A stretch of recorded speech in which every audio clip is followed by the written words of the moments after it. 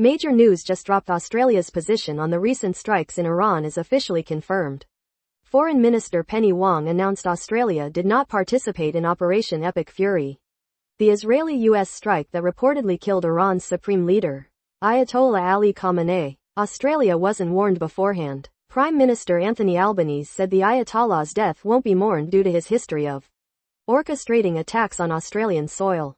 The government is urging dialogue and diplomacy, and has updated travel warnings for Israel, Lebanon, and other regional countries, while checking if any Australians are affected.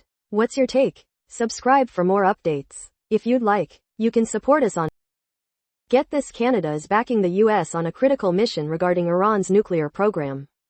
Prime Minister Mark Carney announced Canada's support for US actions to prevent Iran from obtaining nuclear weapons and threatening international peace. Carney called Iran a principal source of instability in the Middle East, citing its human rights record.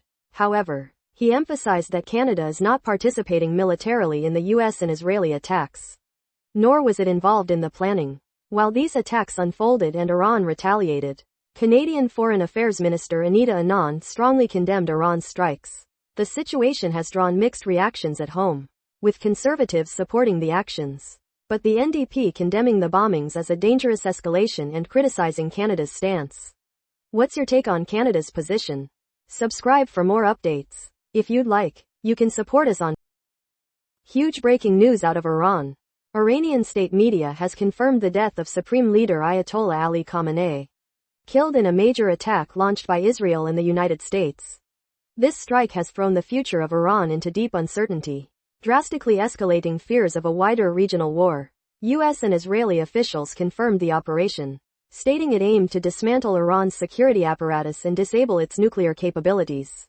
But Iran is vowing fierce retribution, launching missile and drone counterattacks that have caused casualties in Israel and hit US bases, with reports of a girls' school in Iran being struck and a woman in Tel Aviv killed by Iranian missiles. Tensions are incredibly high. President Trump is urging Iranians to take back their country as the world holds its breath. What's your take on these critical developments? Subscribe for more updates. If you'd like, you can support us on Tragedy struck Beit Shemesh this Sunday as an Iranian missile attack devastated a residential area. 9 people are confirmed dead, and 11 remain missing after a ballistic missile directly hit a building, destroying at least 4 apartment blocks. Over 45 individuals, including several children, were wounded in the attack, which reportedly saw the missile penetrate a shelter. Emergency services are tirelessly working on search and rescue efforts at the scene.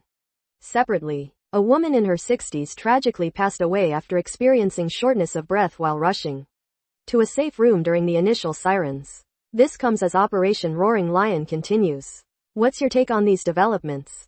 Let us know below. Subscribe for more critical updates. If you'd like, you can support us on